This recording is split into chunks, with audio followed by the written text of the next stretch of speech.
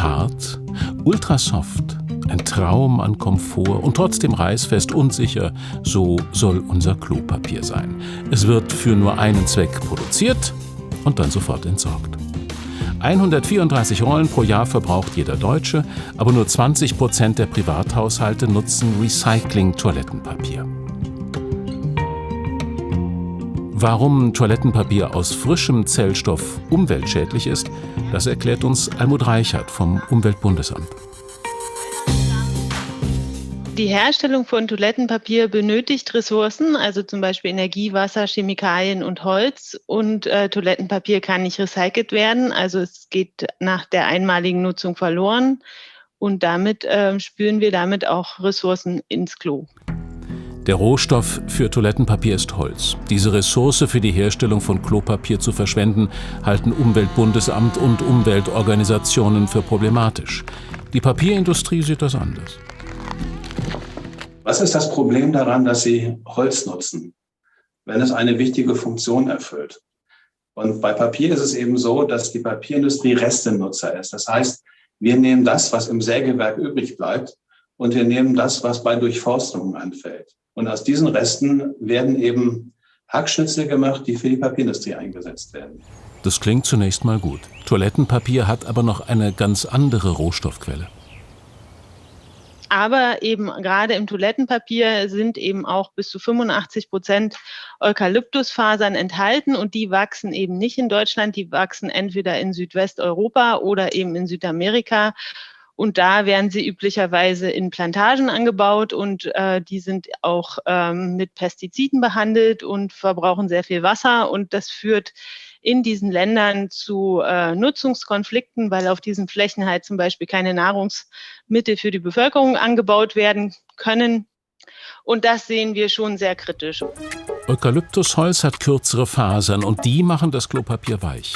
Deshalb werden Fasern aus 2 Millionen Tonnen Eukalyptusholz pro Jahr importiert. Also nur für unseren Wohlfühlfaktor. Das FSC-Siegel darf trotzdem verwendet werden, das Holz wächst ja nach. Aber wie kann Klopapieranbau nachhaltig sein? Es gibt nämlich ein weiteres Problem. Um Zellstoff zu gewinnen, muss man die Zellulose aus dem Holz herauskochen. Dafür braucht man recht aggressive Kochlaugen sozusagen, also sind Schwefelverbindungen. Und anschließend ist die Faser auch nicht gleich weiß. Also man hat dann noch aufwendige Bleichprozesse, wo zum Beispiel Chlordioxid eingesetzt wird. Und das Ganze passiert in einem mindestens 2-stündigen Kochprozess, wo wir eben auch viel Energie und Wasser brauchen, neben den Chemikalien. Und was sagt der Sprecher der Papierindustrie dazu? Die Kochchemikalien werden zu rund 95% zurückgewonnen. Die sind teuer und man kann sie im Prozess wieder auffangen und wiederverwerten.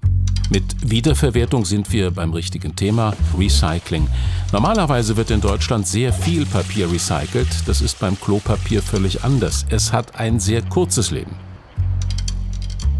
Das Papier löst sich auf, wenn es im Klo runtergespült wird. Also bestenfalls sind dann Reste im Klärschlamm und kommen irgendwann wieder auf die Felder. Aber es ist für den Recyclingkreislauf verloren. Und wenn man weiß, Papier kann bis zu 26 Mal, teilweise noch mehr, recycelt werden. Und ich spüle das frische Papier dann einfach runter und es ist für immer aus diesem Kreislauf draußen. Das ist aus unserer Sicht einfach unverantwortlich. Sowohl im Labor als auch in der Praxis hat Ökotest verschiedene Recycling-Klopapiere mit normalem weißen Klopapier verglichen. Wir haben zum einen auf Schadstoffe prüfen lassen, zum anderen aber auch einen Praxistest gemacht. Also heißt, wie weich war das Papier, wie saugfähig, wie reißfest. Und im Praxistest haben sich die Produkte kaum unterschieden. Das heißt, das Recyclingpapier war genauso gut wie das frische Papier. Und es gab etliche Sorten, die auch, was die Weichheit angeht, an das frische Papier rangekommen sind. Ob das die Verbraucher genauso sehen, das wollen wir wissen beim Fühltest in Frankfurt auf der Bergerstraße. Ich gucke immer so ein bisschen, was so im Angebot ist, was günstig ist. Ne? Also, das ist schön weich. Was nutzen Sie normalerweise? Ich kaufe immer diese weicht. Die weicht, dass nicht die Popo juckt. Also ich würde sagen, das ist recycelt, weil das so ein bisschen nicht ganz so weiß ist. Deswegen ist das wahrscheinlich recycelt. Und sowas ganz Weißes würde ich jetzt vermuten. Nee, das ist bestimmt auch recycelt, weil sich das so anfühlt wie recycelt. Und das ist, glaube ich, nicht recycelt. Würde ich vermuten. Ich muss ja nicht schneeweißes Toilettenpapier haben. Das ist doch Blödsinn, oder? Also das Recycling-Klopapier, das kaufen wir eigentlich immer. Und es erfüllt seinen Zweck, ist billig und hoffentlich etwas umweltfreundlicher als normales. Also das würde ich sagen, ist das Recycling. Du hast recht.